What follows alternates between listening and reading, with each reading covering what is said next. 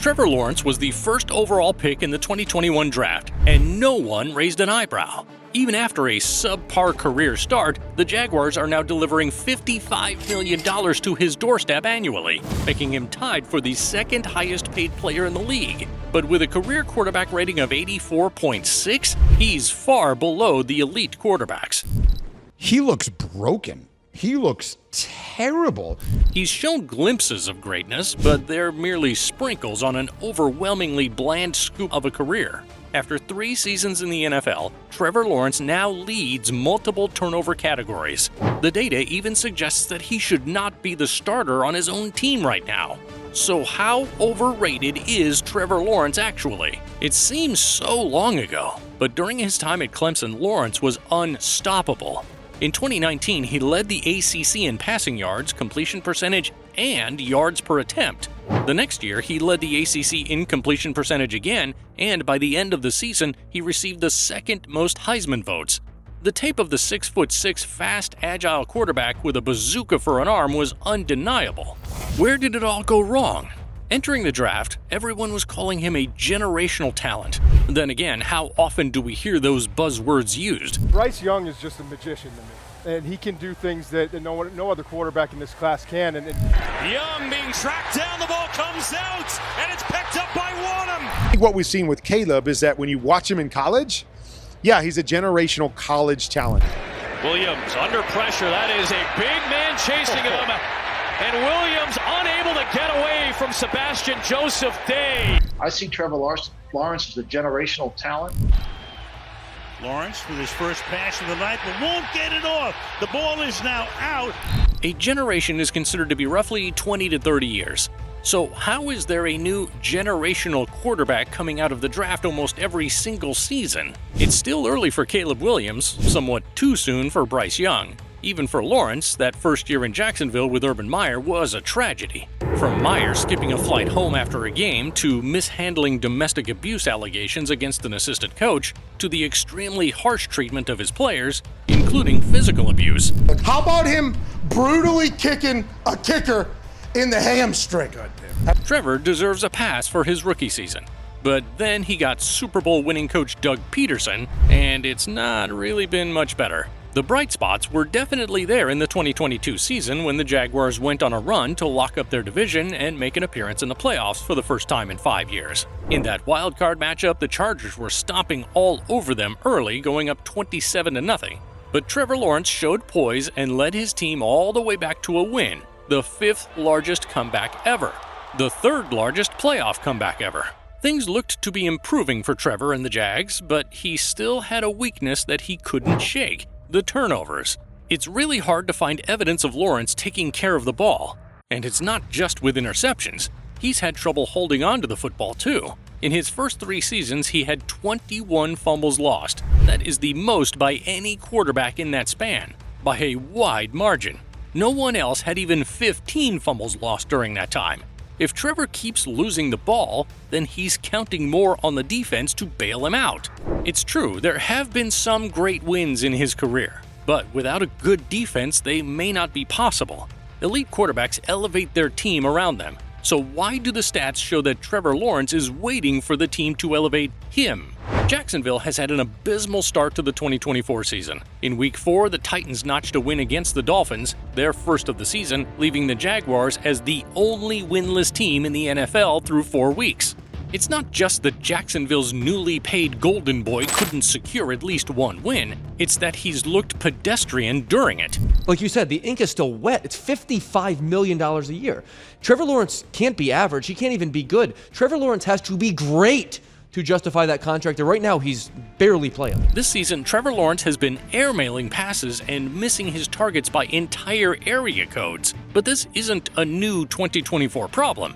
This was always there. Since he came into the league, all the way up to that Week 4 loss in the 2024 season, Lawrence has thrown the 3rd most interceptions with 40. That's 40 picks in 54 games. Who is number 1 and 2 on that list within that time frame? It's Josh Allen with 47 and Patrick Mahomes with 45. But those two more than compensate for those numbers with their high volume of touchdowns. In that same time span, Mahomes and Allen are also number 1 and 2 for passing touchdowns. Mahomes with 112 and Allen with 107. Trevor Lawrence, on the other hand, is at a measly 62 touchdowns, which ranks him right in the middle among quarterbacks.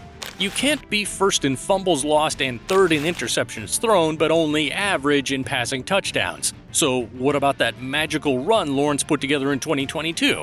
Coming out of their bye week, the Jags were 3-7, and they got a quality win against the Ravens in Week 12 to improve to 4-7. They lost their next game against the Lions, but then in Week 14 they played their division rival Titans, and the Jaguars played inspired football behind Lawrence's 3 passing touchdowns and 1 rushing touchdown. Everyone could tell that game was the start of something special. With Trevor Lawrence under center, it looks like the Jaguars certainly are the team to beat in the AFC South again. This wasn't fool's gold either. The excellent play for Trevor and the Jags continued into 2023, beginning that season 8-3. From that span of Week 12 of the 2022 season to Week 12 of the 2023 season, Lawrence was one of the best QBs in the league. He threw 24 touchdowns and only 9 picks. He ranked top 10 in completion percentage, yards per attempt, QBR, and passing yards.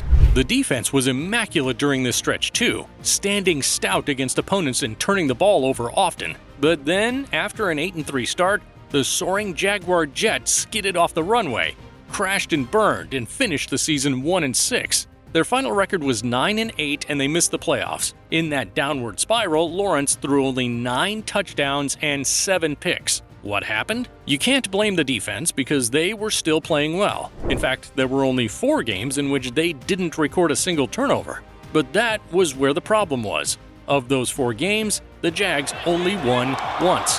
It was actually the only time in Trevor Lawrence's career that he was able to win when his defense didn't record a single turnover. His entire career record when his defense didn't get any turnovers is 1-18. That's worst in the NFL. If his defense doesn't hand him extra possessions in the game, he can't really win.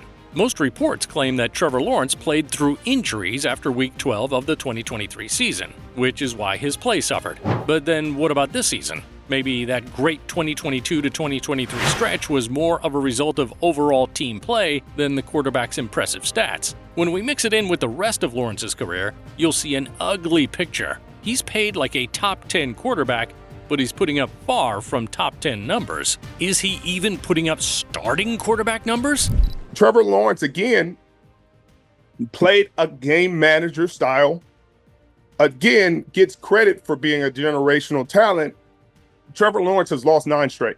Remember, his quarterback rating for his career is 84.6, but his contract makes him the 2nd highest paid player in the league. Let's take a look at the rest of the top 10 highest paid quarterbacks today and examine their career ratings to see how they stack up. In order of highest paid quarterbacks, Dak Prescott 98.8, Joe Burrow 99.1, Jordan Love 92.7, Tua Tagovailoa 96.4, Jared Goff 93.2, Justin Herbert 95.7, Lamar Jackson 98.2, Jalen Hurts 90.7, Kyler Murray 92.7. Notice a theme? Most of these players have a career quarterback rating of 95 or higher, and every single one of them is over 90. Trevor Lawrence is below 85. He's getting paid elite money with average numbers. And it gets worse for Trevor and his coach. Reporters after the game hilariously are asking, he's talking about how, I have to take a look at the film and see if anyone needs to be benched. And someone actually asked the question, does that include the quarterback? That should have come with a laugh track. If the Jaguars did bench Trevor Lawrence, who would be the backup? Well, another player from his own draft class, Mac Jones. He had a decent start with the Patriots and then fizzled out faster than you can imagine. They ran him out of New England and he was relegated to be the backup to a quarterback who entered the league the same year as him. Embarrassing, right?